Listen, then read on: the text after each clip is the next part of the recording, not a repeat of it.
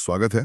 आज हम एक बड़ी दिलचस्प किताब के सारांश की गहराइयों में उतर रहे हैं। हाँ, साशम गर्ग की संसार, enter the valley of the gods.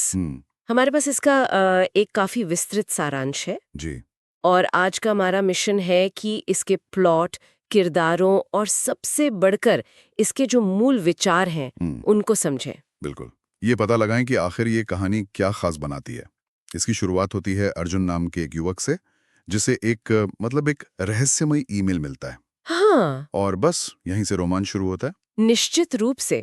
और ये सारांश जिस तरह से भारतीय पौराणिकता को, फिर आध्यात्मिकता और आजकल के जो फैंटेसी थ्रिलर हैं, हाँ। उनके तत्वों को एक साथ लाता है, वो अपने आप में काफी अनूठा है। ये सिर्फ एक कहानी नहीं लगती, बल्कि जैसे परंपरा और भविष्य के बीच ना एक संवाद बनाने की कोशिश हो।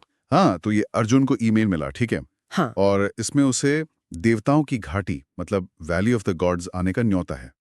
सारांश के मुताबिक वो इस बुलावे पर जाता है और पहुंच जाता है संसार नाम की एक जगह पर।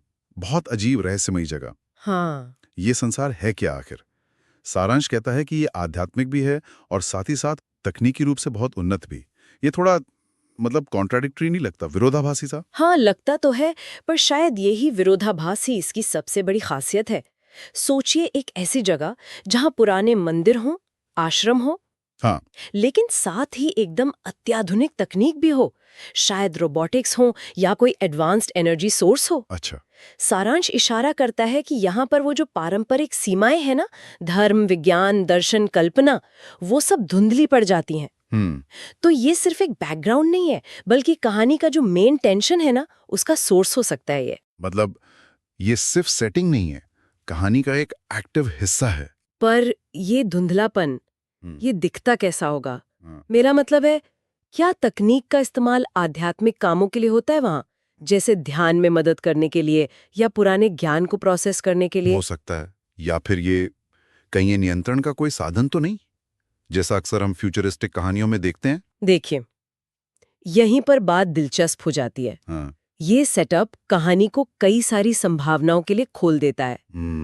ये जो धुंधलापन है ना, हाँ। यही फैंटेसी और थ्रिलर दोनों को मजबूती देता है। फैंटेसी इसलिए क्योंकि ये ज्ञात नियमों से परे एक दुनिया बना रहा है। सही। और थ्रिलर इसलिए क्योंकि इस अनिश्चितता में खतरा भी हो सकता है, रहस्य भी छिपा हो सकता है।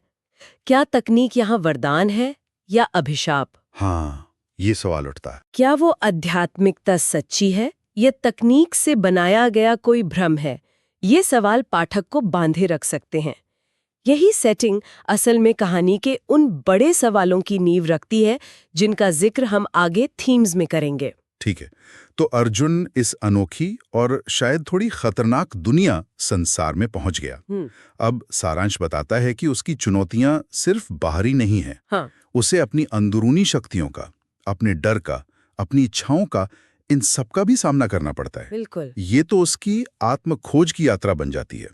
ये हीरो की यात्रा का एक क्लासिक तत्व है वैसे, पर संसार के संदर्भ में ये कैसे अलग हो सकता है? कुछ खास है इसमें? ये एक बहुत महत्वपूर्ण बिंदु उठाया आपने। देखिए, जो क्लासिक हीरो की यात्रा होती है, हाँ। उसमें नायक अक्सर बाहरी दुनिया को जीतकर या उसमें अपनी जगह बनाकर खुद को खोजता है। सही। लेकिन यहाँ संसार की प्रकृति ही ऐसी है जहाँ शायद बाहरी और आंतरिक दुनिया उतनी अलग ना हो। अच्छा, कैसे? मतलब सोचिए, तकनीक विचारों को पढ़ सकती है, या मान लीजिए आध्यात्मिकता बाहरी वास्तविकता को प्रभावित कर सकती है।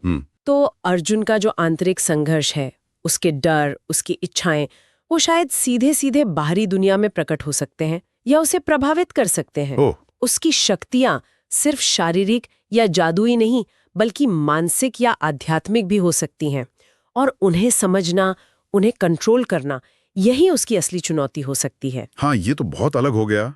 और सारांश में कुछ सहायक किरदारों का भी जिक्र है। कोई आध्यात्मिक गुरु हैं, कुछ रहस्यमयी योद्धा और शक्तिशाली दुश्मन भी हैं। ये किरदार अर्जुन की इस दोहरी यात्रा में, मतलब बाहरी और आंतरिक, इसमें क्या भूमिका निभाते होंगे?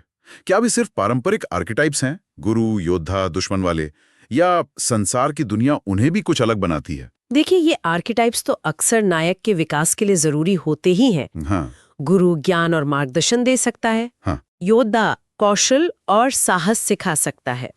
दुश्मन चुनौती देता है, प्रेरणा भी दे सकता है कभी कभी। सही।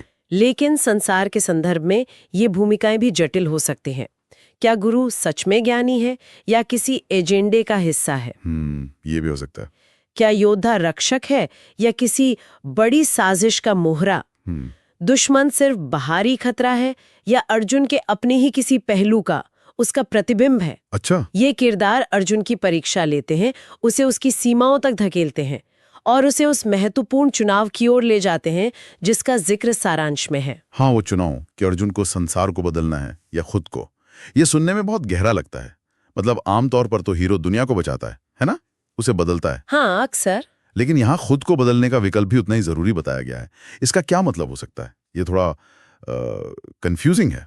हाँ, पर अगर हम इसे बड़ी तस्वीर से जोड़ें तो ये आत्मखोज और मुक्ति की जो अवधारणाएं हैं ना, हाँ, और उनसे ये बहुत गहराई से जुड़ता है।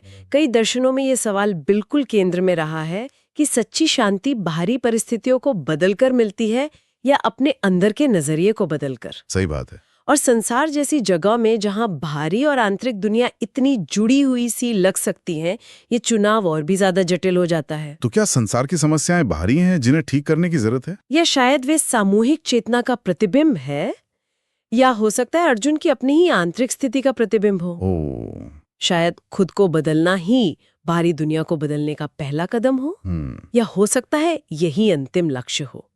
तो ये सिर्फ एक एक्शन एडवेंचर कहानी नहीं है, एक आंतरिक, एक दार्शनिक यात्रा भी है। और यहीं से कहानी के मुख्य विषय, थीम्स सामने आते हैं। सारांश में कई बड़े विषयों का उल्लेख है, आध्यात्मिकता और आत्मखोज तो है ही। हाँ, साथ में भारतीय पौराणिकता का समकालीन चित्रण, फिर आर्टिफिशियल इंटेलिजेंस यानी AI बनाम मानवता, नैतिकता, सत्य और मुक्ति। ये तो विषयों की एक बहुत महत्वाकांक्षी सूची है। हाँ, है तो। और मजे की बात यह है कि ये सभी विषय आपस में जुड़े हुए लगते हैं। आध्यात्मिकता और आत्मखोज तो अर्जुन की यात्रा का मूल है ही। बिल्कुल। भारतीय पौराणिकता इस दुनिया को उसका सांस्कृतिक और शायद नैतिक ढांचा देती है। और फिर आता है AI बनाम मानवता का तत्व, जो इसे एकदम समकालीन और भविष्यवादी बनाता है। हाँ, यहाँ वाकई दिलचस्प हो जाता है मामला। पौराणिकता और AI का ये मेल, मतलब एक तरफ वेद, पुराण, देवी देवता, कर्म के सिद्धांत, हाँ, और दूसरी तरफ एल्गोरिदम, मशीन लर्निंग, शायद कृत्रिम चेतना भी। ये कैसे संभव है?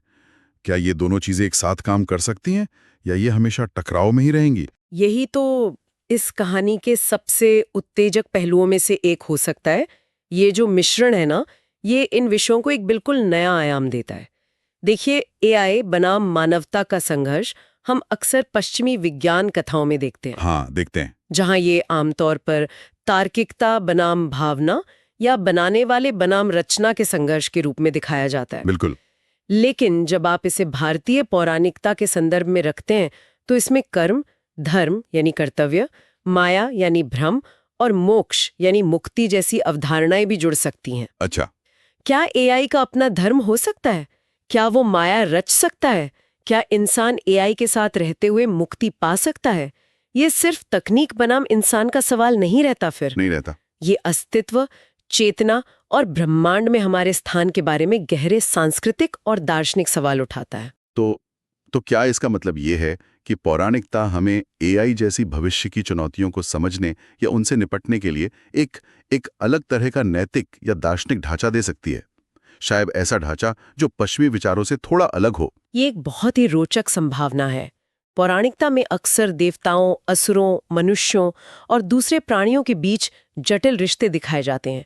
शक्ति संतुलन, नैतिक दुविधाएं, ये सब होता है। हाँ, होता है। ये कथाएं हमें सिखा सकती हैं कि शक्ति का उपयोग कैसे किया जाए, ज्ञान की सीमाएं क्या हैं और अलग-अलग तरह की चेतनाएं कैसे साथ रह सकती हैं या टकरा सकती हैं।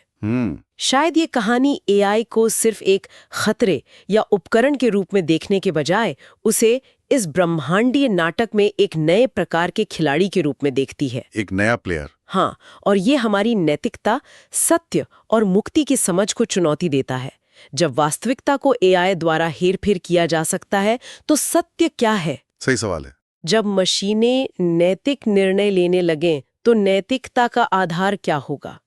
जब चेतना को शायद दोहराया जा सके या डिजिटल किया जा सके, तो फिर मुक्ति का क्या अर्थ रह जाएगा? ये तो बहुत बड़े सवाल हैं और निश्चित तौर पे आज के पाठकों के लिए, हम सबके लिए प्रासंगिक हैं, क्योंकि हम खुद भी तो तकनीक और परंपरा के बीच संतुलन बनाने की कोशिश कर ही रहे हैं। बिल्कुल कर रहे हैं। अच्छा, अब जरा शैली पर बात करते हैं। सारांश कहता है कि ये युवाओं के लिए एक रोमांचक फिक्शन है, तेज तर्रार है, फास्ट पेस्ड है और विचारोत्तेजक भी है, मतलब थॉट प्रोवोकिंग। हाँ, इस तरह की शैली इन गहरे विषयों को कैसे प्रस्तुत करती होगी, मतलब एक्शन भी और फिलॉसफी भी? हाँ, देखिए, तेज गति तो थ्रिलर का एक जरूरी हिस्सा है। ये पाठक की रुचि बनाए रखती है, खासकर युवा पाठकों की। सही है। लेकिन विचारोत्तेजक होना ये सुनिश्चित करता है कि कहानी सिर्फ सतही मनोरंजन न रह जाए। इसका मतलब है कि एक्शन और रहस्य के बीच में पाठक को रुक कर सोचने पर मजबूर करने वाले पल भी होंगे। अच्छा। और आधुनिक लेखन शैली का मतलब है कि भाषा, संवाद, कहानी कहने का तरीका, वो सब समकालीन होगा, जिससे पाठक आसानी से जुड़ सकें। लेकिन क्या ये दोनों चीजें साथ चल सकती हैं? मतलब तेज गति और गहरे विचार, कहीं ऐसा तो नहीं कि एक्शन के चक्कर में दार्शनिक पहलू पीछे छूट जाए या फिर दर्शन इतना भारी हो जाए कि कहानी की रफ्तार धीमी पड़ जाए? यही तो संतुलन साधना लेखक की कला है। एक अच्छी कहानी में एक्शन और विचार एक दूसरे को काटते नहीं हैं, बल्कि एक दूसरे को मजबूत करते हैं, सप्लीमेंट करते हैं। कैसे? जैसे एक्शन सीन्स के जरिए ही नैतिक दुविधाएं पेश की जा सकती हैं। पात्रों के जो संवाद है वो गहरे दार्शनिक प्रश्न उठा सकते हैं। संसार की दुनिया की खोज करना वो अपने आप में विचारों को उत्तेजित कर सकता है। ये हो सकता है। तेज गति पाठक को बांधे रखती है, जबकि बीच बीच में आने वाले वो जो विचारोत्तेजक पल है वो कहानी को यादगार बनाते हैं और उसे गहराई देते हैं। ये पारंपरिक विषयों को एक नए ऊर्जावान पैकेज में पेश करने का तरीका है। तो इसका कुल मतलब क्या है?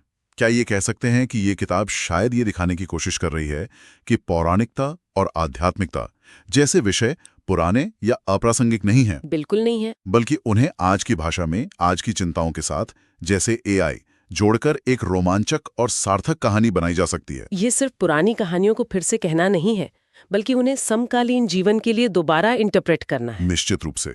और इसकी अपील इसी अनोखे संगम में है। देखिए, भारतीय पौराणिकता का अपना एक गहरा आकर्षण है, उसकी कहानियां, उसके प्रतीक, उसका दर्शन। हाँ, है तो।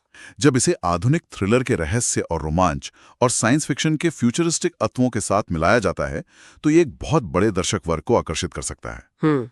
ये उन लोगों को भी खींच सकता है जो शायद सिर्फ पौराणिक कथाओं में रुचि ना रखते हों, और उन लोगों को भी जो आमतौर पर सिर्फ साइंस फिक्शन या फैंटेसी पढ़ते हैं। ये जटिल विचारों को भारी भरकम या उपदेशात्मक बनाए बिना, हाँ, बोरिंग बनाए बिना, हाँ बिल्कुल, सुलभ और मनोरंजक तरीके से प्रस्तुत करने का एक तरीका हो सकता है। तो अगर हम इस पूरी चर्चा को समेटें, तो साक्षमगढ़ की संसार, enter the valley of the gods के सारांश से हमें क्या मुख्य बातें पता चलती हैं? पहली बात तो ये कि ये एक आधुनिक फैंटेसी थ्रिलर है। हाँ, सही। शैली तेज तरार और आधुनिक है, जिसका लक्ष्य खासकर युवा पाठकों को आकर्षित करना है। संक्षेप में कहें तो ये एक ऐसी कहानी लगती है जो मनोरंजन करने के साथ साथ सोचने पर भी मजबूर करती है, जो परंपरा और भविष्य के बीच एक पुल बनाने की कोशिश करती है। हाँ, ये विश्लेषण काफी जानकारीपूर्ण रहा। इसने निश्चित रूप से किताब के बारे में उत्सुकता जगाई है। बिल्कुल। और यहीं से हम उस अंतिम विचारोत्तेजक प्रश्न पर आते हैं, जिस पर शायद सुनने वाले भी विचार करना चाहें। हाँ, जिस तरह ये कहानी आध्यात्मिकता और तकनीक के बीच की रेखाओं को धुंधला करती है, वो हमें अपनी वास्तविक दुनिया में इन दो शक्तिशाली शक्तियों के बढ़ते संगम के बारे में क्या सोचने पर मजबूर करती है। हम देख रहे हैं कि एआई हमारे जीवन के हर पहलू में घुस रहा है, निर्णय ले रहा है, यहाँ तक कि कला और रचनात्मकता में भी उसका दखल है। सही बात है। दूसरी ओर बहुत से लोग जीवन में गहरे अर्थ, जुड़ाव और आध्यात्मिकता की तलाश में हैं। क्या ये दोनों धाराएं समानांतर चलेंगी? क्या वे टकराएंगी? या क्या हम एक ऐसा भविष्य बना सकते हैं जहां तकनीक और आध्यात्मिकता एक दूसरे को समृद्ध करें? ये बड़ा सवाल है। भविष्य में इन दोनों के बीच एक स्वस्थ संतुलन कैसा दिख सकता है या कैसा दिखना चाहिए? ये कहानी शायद इन सवालों के कुछ संभावित उत्तर या कम से कम उन पर सोचने के लिए एक ढांचा जरूर प्रदान करती है। यह वास्तव में एक महत्वपूर्ण सवाल है और सोचने के लिए बहुत कुछ देता है कि तकनीक का आध्यात्मिक विकास में क्या योगदान हो सकता है और आध्यात्मिकता हमें तकनीक के नैतिक उपयोग के लिए कैसे मार्गदर्शन दे सकती है। हाँ, शायद संसार जैसी कहानियां हमें इन संभावनाओं की कल्पना करने में मदद करती हैं। खैर, आज की इस गहन चर्चा से हमें साक्षम गर्ग की संसार के सारांश की कई परतें खोलने में मदद मिली। जी। उम्मीद है यह विश्लेषण सुनने वालों के लिए उपयोगी रहा होगा।